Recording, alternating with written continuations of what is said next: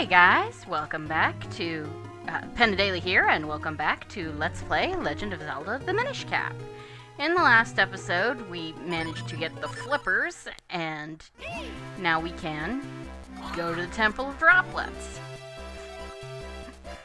Alright, fine, no bracing.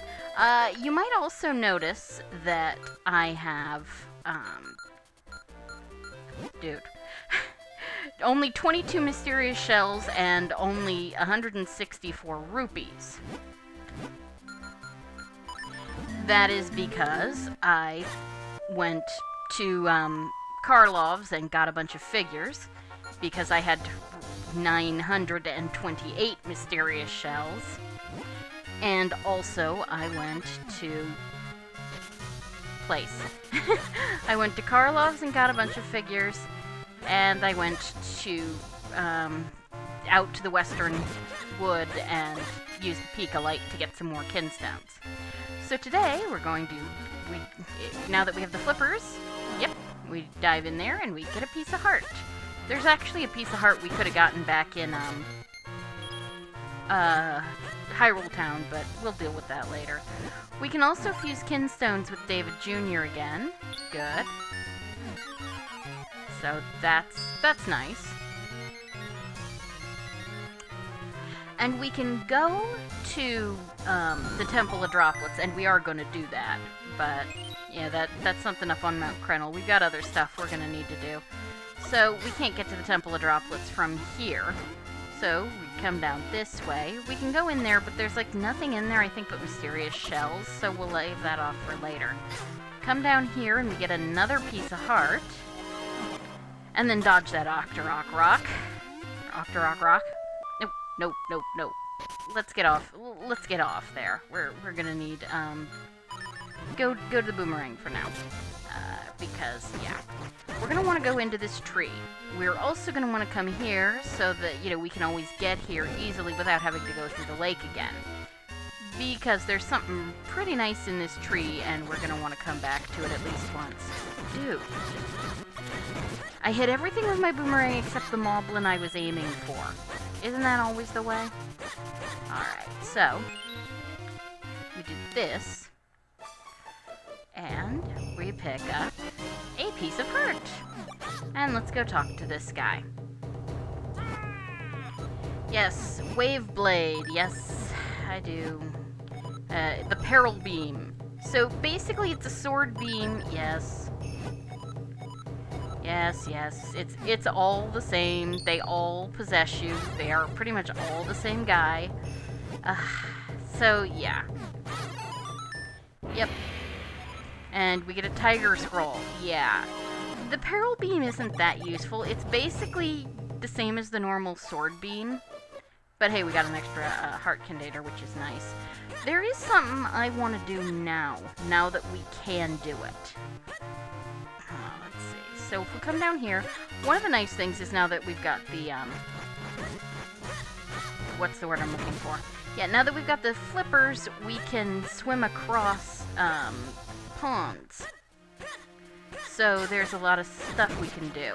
Also, there was, yeah, this chest. Let's at least take a, it's a kinstone piece, okay. Yeah, we could swim across that pond down, that leads to the other half of the Minish Woods, but we got a dungeon to do today, so we'll deal with that later.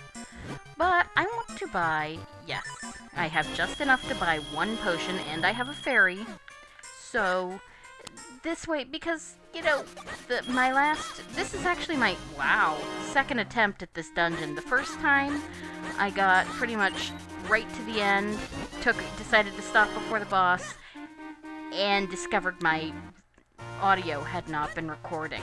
That was fun, let me tell you. That was frustrating. So yeah, this way we can, right, we can't get up that way, screw it. Yep. Dude. Sometimes that happens. I think I have switched to an item and I haven't. Okay, so we're just gonna warp back to this wind crest. But now we can just go down this way. Back to the boomerang for now. Now we can do this, and of course, swim, and if we swim up this way and around here, we can get to the Temple of Droplets. And we shrink, because it's a Minish dungeon, much like the Deepwood Shrine. Alright, so, now this is kind of a long... Yes, it's cold, Eslo. Yeah, well, you'll be a hatsicle. Okay, we come down here and we see that there's a big key door. Yeah, the floor is made out of ice. Freezing your backside to the floor isn't gonna happen. You're much more likely to have issues with the ice physics. The most important thing to note is that, you know, to deal with your momentum, you have to basically push in the other direction. The more you push in a single direction, the faster you will go. In a lot of ways, it's sort of like... Yeah. And of course, this switch opened that thing in the floor above. Yeah, it's starting to defrost. That's a clue, of course. So, to move... The more you press in one direction, the faster you will go. See?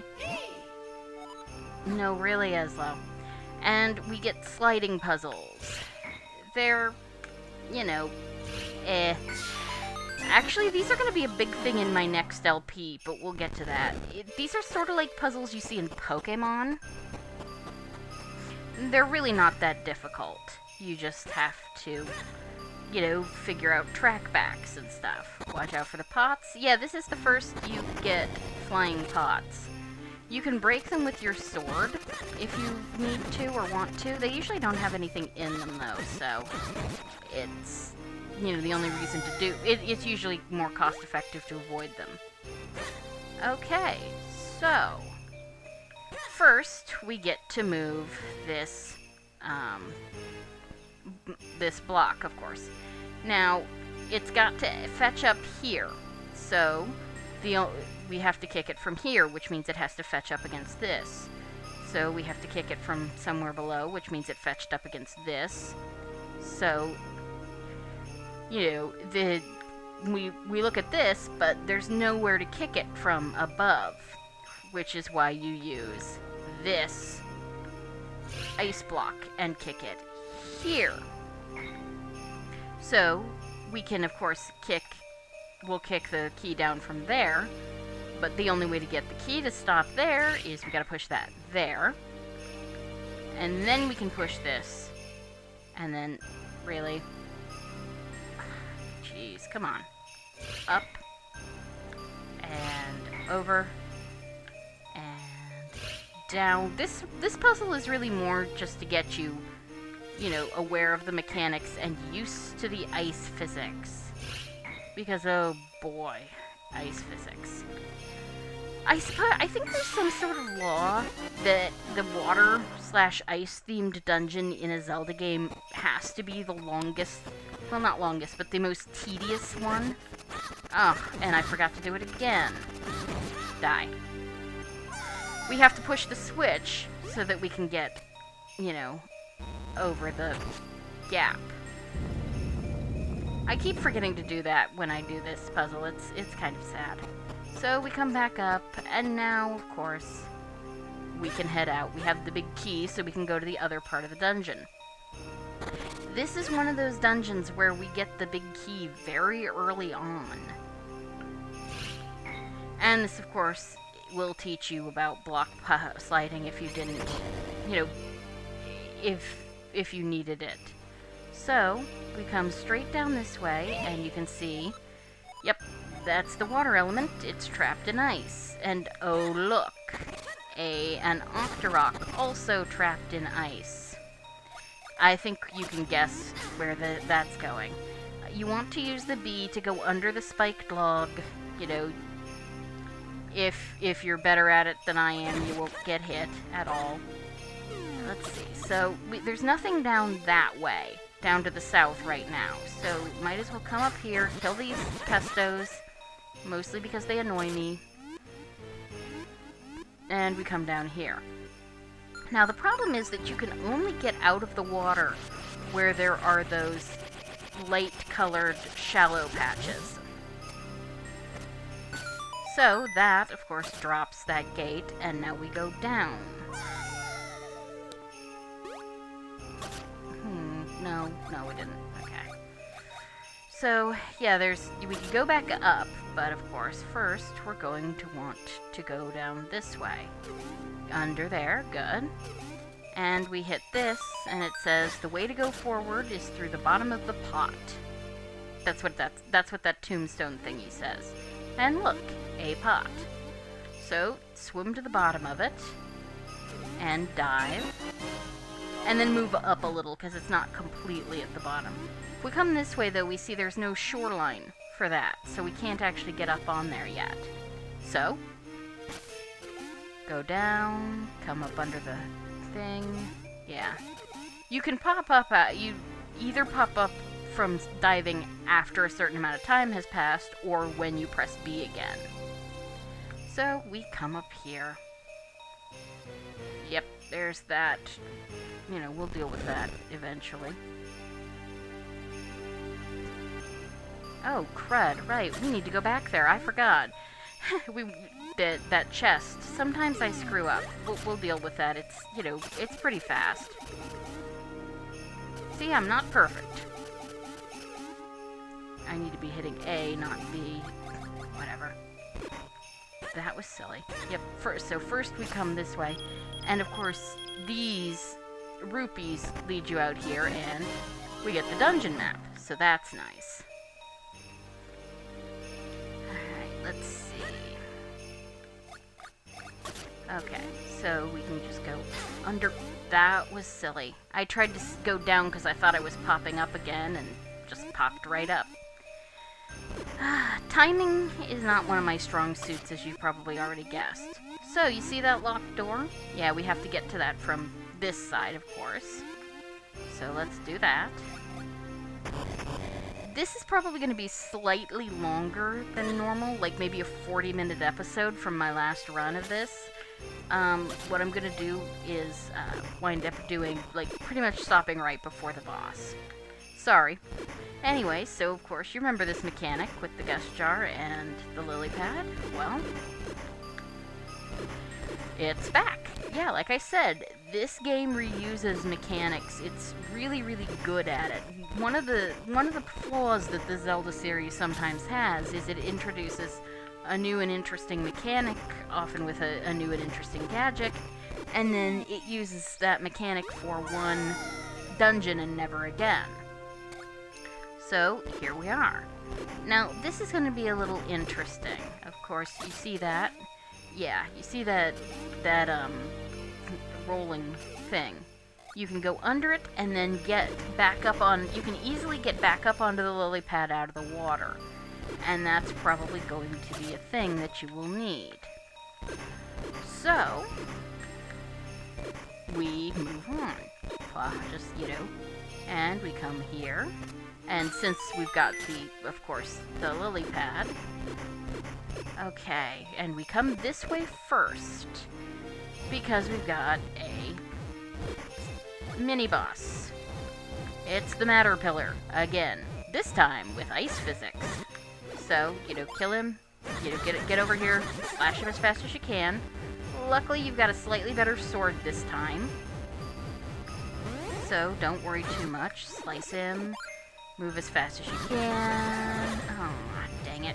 You can kill him in 2 rounds if you're not slowed down by the ice physics.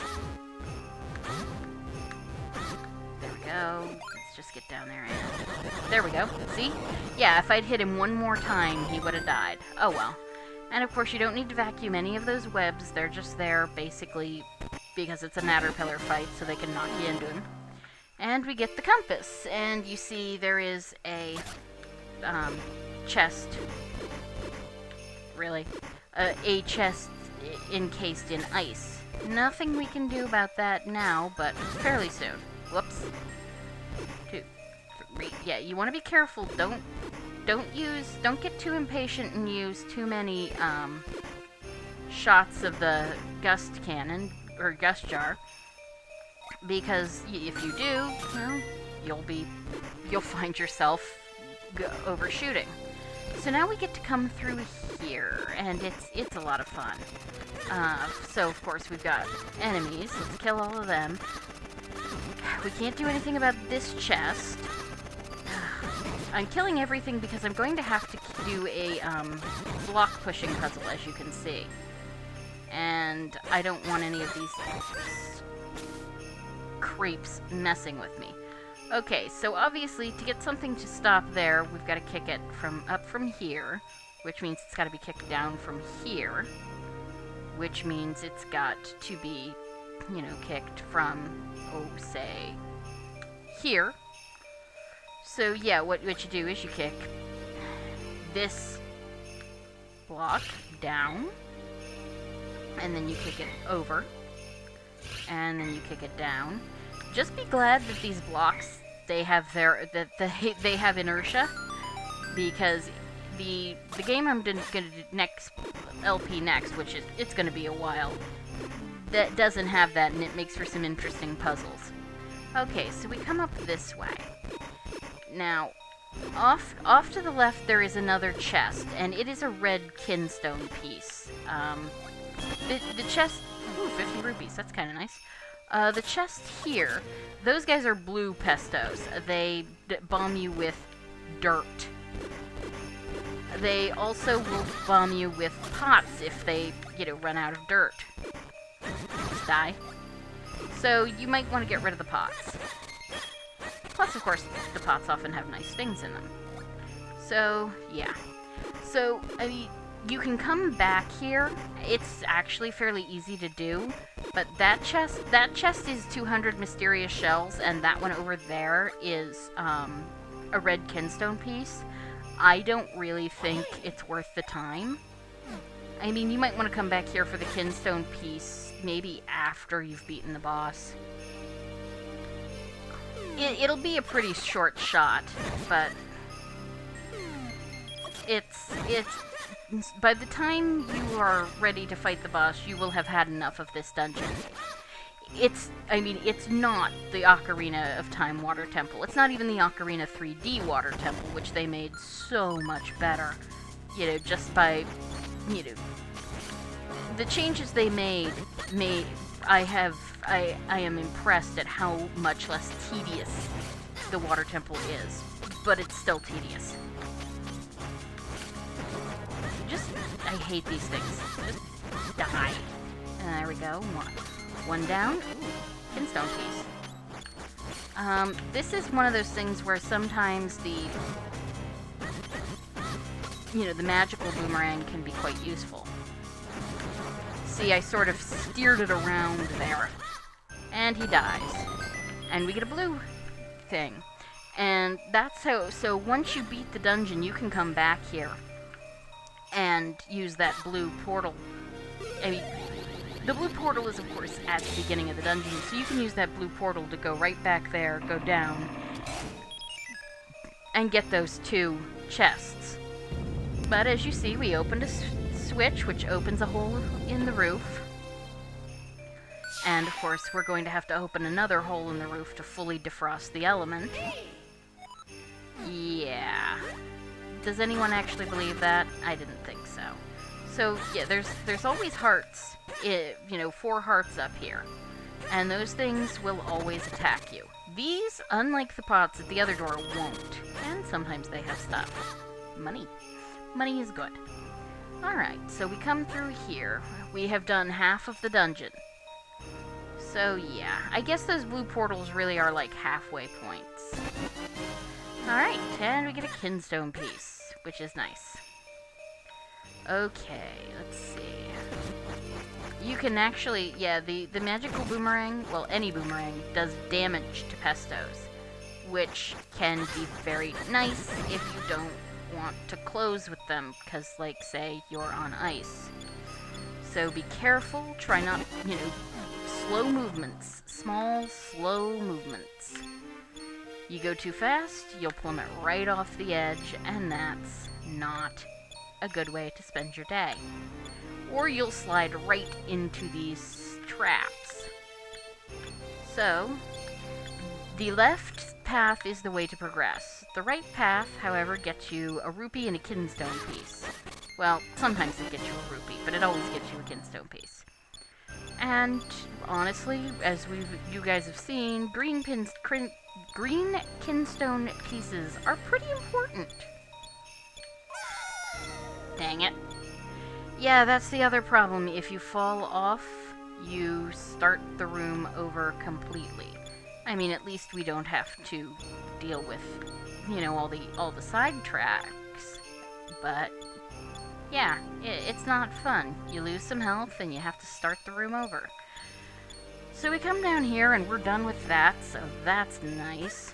And now first we go up, and as you can see, there's an empty thing. Yep, so this one's going to be a little more involved. Drop down. We could take the stairs, but... So, first, we push this switch.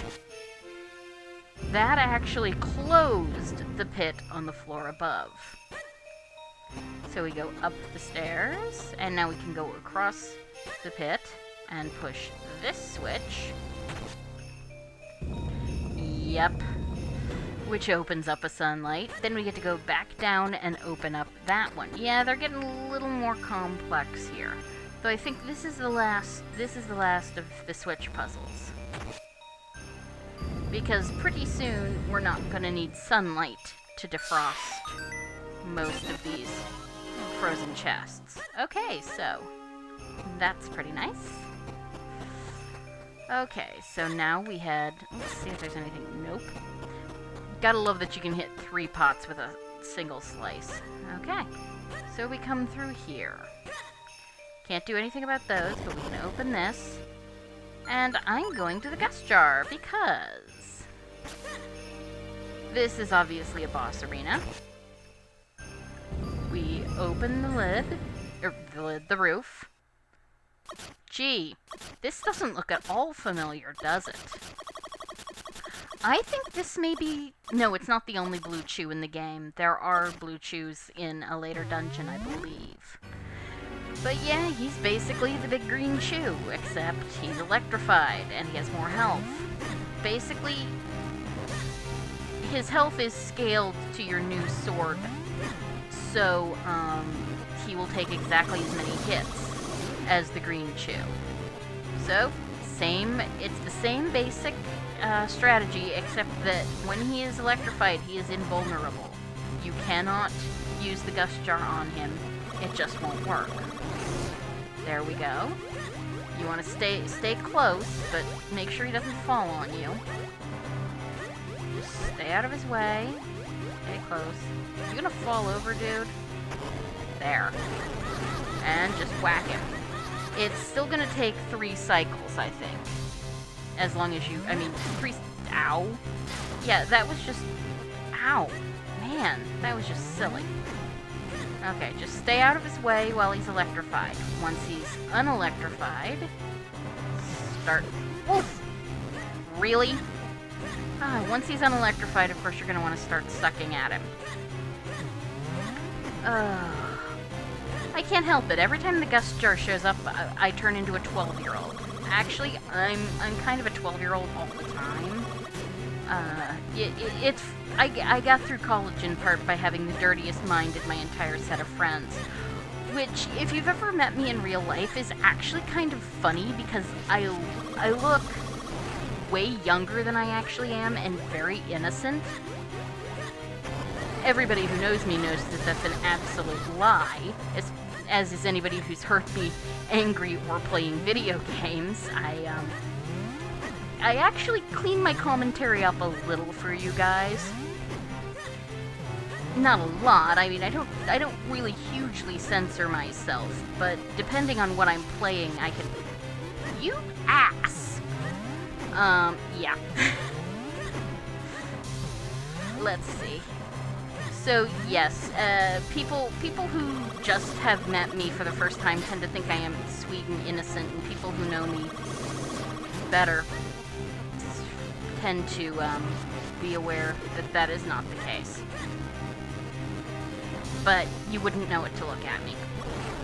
Alright, finally, Honestly, dude, you are... There we go. This should kill him. Yep, there we go. So, that took longer than it had any right to, but we killed him, and we get the dungeon item. And that's very important. It's a very nice dungeon item. We get the Flame Lantern. And this is basically Link to the Past's lantern plus the Flame Rod. You can turn it on or off. I'm not... Oh, right, I do know why. There are enemies later in the game that will aggro on light. So you might want it out, but not activated. And of course, here's that one chest. Now, yeah, 100 rupees. That's pretty nice. Like I said, you could, now that you've got this, take the... We're gonna get another warp portal here pretty shortly. And you could, if you wanted... Oh, there we go. Just start whacking at this guy. There we go. All you have to do to, you know, light a lantern is nudge it. You can kill these guys if you get them from the side, but if they haven't thrown their mandibles and they turn, suddenly you are in a world of hurt. So be careful. There we go. Come on. Ugh, those guys really annoy me. And that just opens the door, sadly. And now we've got sort of a maze. Ah, joy and rapture. Yeah, every time you light a, light a thing with your, lantern, it removes a block. And there are enemies. And the fact that we got bombs from that pot should be telling you something. It should tell you that, you can see right there that that's a bombable wall, and you're gonna need to bomb through it. And we get a kinstone piece, so that's pretty nice. There's a lot of red kinstone pieces in this dungeon. I'm not sure why it's such a big thing. And of course, we get through there, and we can kill this guy, and we can kill this guy, and kill him. Come on, let's die. And so, of course, pretty much every pod in here has bombs. So, if you run out, you should be perfectly fine. So, we've got mulldozers. Lots and lots of mulldozers. Just kill them.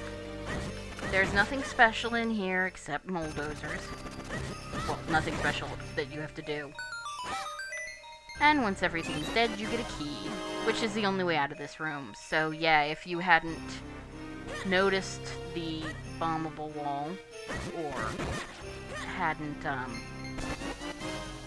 yay, kinstone piece! If you hadn't noticed the bombable wall, or decided it wasn't something you needed to do, then you'd be, well, unhappy and have to go back. So, we got that. And we list that, and that opens up that. We can come down here, kill this, check out there. Ooh, we get a heart. Hearts are nice. I've been taking a beating. And that opens up the last block. We get a kinstone piece. And we can move on. And as you can see, we're almost up to 30 minutes right now. Watch out for these fire snakes. If they set you on fire, you will basically run. Not only do you take damage, you will run around the room. Basically, you can control yourself in terms of controlling your direction, but that's the only thing you can do while you're on fire, and you will move very, very quickly. So, even your control is not very good, especially if you're, on ice. And of course, this is that first dark room we went through. Yeah, you guys recognize it now. There's some rupees under there, which is nice. Okay, we're not gonna need the lantern for a little bit. So we've got this bit. Right, so first, set it up vertically, and push this over all the way. Good. Now, shatter your clone, and set it up horizontally. Right, down. Gotta push it down. Good. Now, we push it down again, just one slot, because of course you're going to need to set it up vertically again. And push it over, and now we can go through the door. Yay! Okay, this room. Boy. Okay, this block is a bit of a red herring.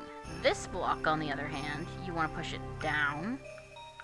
It's not actually a red herring. I mean, it is a red herring, but it's also an obstacle, because you're going to have to do cloning, of course, to hit those two. And you're going to want, you know, a clone, and you need to be sure that your clone doesn't run into stuff. So, dang it. Yeah, you don't want to do that. So be careful. Still come back down here. You know. Oh, yeah, let's try that again. Yeah, that's a problem. Let's see. Nudge yourself up. Really? Okay, let's try this again. The other way to do this, and this is probably the easier way, though I don't usually like to do it because the clone has issues. Because if you go too far, the clone gets into the wall. Let's try this again. Alright. There is one other way to do this, and if we continue to have these kinds of problems, I will probably, you know, take your time. Just be careful. Don't move too fast. But like this is, see, if you go too slow. All right, fine. We're gonna do this the other way. All right, come up here. Good. Ah, oh, really? All right, let's do it this way. Come down here. Step off there. Now come up here, and there we go. Now you can come up here and not worry about it, and then go down, and then over, good, and then up, and then you should be able to go straight through, and once you step on the things, yeah, that's not normally how I do it, but for some reason my usual method was just being uncooperative today. So just don't get hit by these fire snakes. Push that block so that make the pattern symmetrical. You know how it is. Kill the bulldozers. Good. Yeah, I mean we're already past. You know, we're coming up to when I would normally end it off, but you know we need to end it off on at a reasonable place. So I'm gonna end it off basically right before the boss. Sorry about the cliffhanger, but you know, it's only a day. So we come down here, we can kill these guys, just kill them. Oh, and your clone's sword slashes will damage things. This will be a thing later. Okay, now this is a test of how well you move on ice. You have to light all of these torch things, you know, and they will go out if you don't light stuff fast enough. Alright, and now the nice thing is that, you know, water doesn't really put out your lantern or anything. Alright, let's just get up here. I'm ignoring these guys. I suppose they might give you, they give you rupees and stuff if you kill them, but really, why bother? And of course, we've got blue pestos. Just drop your stuff so I can kill you. Thank you. Yeah, see, you're dirty now, and so all the pestos will come at you. Okay, so we kill all these things. Now, if you wanted to, you could use that to go back to the front of the dungeon, go get something you might need, go get those 2 chests that I left behind. I don't think they're worth it right now. Because, like I said, and we've got one more. Well, we got a mini-boss. You can, and this, of course, also teaches you can burn the web. You have to burn the web. Okay. Now we have 2 matter pillars. Just keep whacking them. Just stay away from, stay away from them as best as you can. You might want to try and burn the webs so that you don't get knocked into shit. There we go. I am going to just burn as many webs as possible, just because this guy is annoying me greatly. Get where you can and take shots at him. There we go. He's... Seriously? There we go. Oh, that was interesting. There we go, we killed him. Yeah, again, they just open up the way forward, so it's not a huge thing. And here we are. Yep, see, that's that one chest we left behind. That's the chest with the red kinstone piece.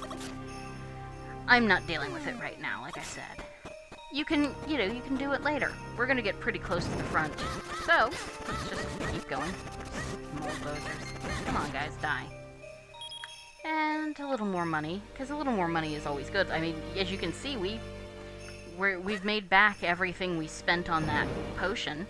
Alright, so we're gonna go back to the boomerang and go back, like this, and we push, really? Just, there we go. The clones are more durable than you think, but you still have to be careful. And we open the skylight completely, and the element thaws out. But you didn't really think it would be this easy, right? Yeah, something's not right here. That Octorok also gets unfrozen and eats the element. So we've got to go fight that guy. But we're already, closing in on 40 minutes. This is a pretty long... You know what? No, I did better on time this... Now the thing is, this is a long and annoying fight. It really is. I'm going back to the shield because I'm gonna need it. But you guys deserve to see it after sitting through that whole dungeon. So let's do it. Uh-oh. So, meet the big Octorok. What you've got to do is, he's gonna fire rocks at you, which, as you can see, also shatter into sort of caldrops. There we go, finally. 2, 3. Now, with that third hit, he freezes over. You see that flower that's sort of a tail? You get to set it on fire, hopefully, while he turns around and tries to inhale you. Now that you've set him on fire, that's how you do damage to him. He's gonna burn, he's going to ram the walls and try and drop rocks on you, and then everything unfreezes. Lather, rinse, repeat, except now, sometimes when instead of spitting rocks at you, yeah, he'll do this. And then spit you out, and it does damage. He mostly alternates, but not always. So circle strafe, as best you can. 1, good. Because if you move to the side, you'll be moving out of his oh, see when I said that he doesn't always alternate inhale and rock attacks. So, circle strafe. That was good. Just try and get out of his way. Lead him around and hope he'll, if you move to the side, you get out of his line of inhalation. He will try and hurt you, of course. There, good. One more try. You might, the hardest part isn't knocking his rocks into him. It's getting his tail set on fire. Ugh, come on. There's just something about big Octoroks in water dungeons. Come on. There we go. Alright. That was the third. Go back to the... Yep. So, try and move around. Try and get to his tail as fast as you can. He's going to spin and try to inhale you. What you want to do is, try and get around him, and there we go. We set him on fire, go back to your shield. And like many a Zelda boss before him, he's, he'll go at you. It takes 3 of these times to kill him. So, keep moving. He's not that horrible. I mean, there have been worse bosses. Great. 1. Good. 2. 3. Wow, that. And the third time, luckily, you don't have to get him... You don't have to set his tail on fire. He just dies after the 3 rock barrage. So, we took down one of the more annoying bosses in the game. Not even close to the most annoying, but he's still a pain. And we beat the Temple of Droplets in not one thing. The next temple we're almost certainly not going to manage. The water element quenches thirst, life, yada yada. We got a heart container. We got our 3rd element, yay. That's going to open up some new things for us too. So we could, at this point we could get that 1 red kinstone, but I'm probably just going to do it off screen, between this episode and the next one. So instead, what I'm going to do, yes, so I'm just put my beak off in there. What? Yeah. Oh, young one, child who seeks to aid the Princess of Hyrule, my name is Gustav. I was king of Hyrule countless ages ago. Stand before me. Only then will the path open to you. Okay. Was that just a dream? He said he was a king of Hyrule. Wait, look at your map, Link. There's some kind of mark on it. I guess that means it wasn't a dream. We should head there once we've infused your sword with that element. To the Elemental Sanctuary! Yep. So yeah, that one area of the map that we haven't filled in yet, that's our next destination. Maybe not immediately. For now, the first and foremost thing we're going to do is save the game now that we have finished, taking on that annoying the Temple of Droplets. Also, a few new things have opened up, and we probably maybe want to go back to the Minish Woods and pick up all those things that we left behind. From Kinstone fusing. But we're going to do that in the next episode. So, I will see you then. Thank you for joining me, and you guys have a great day.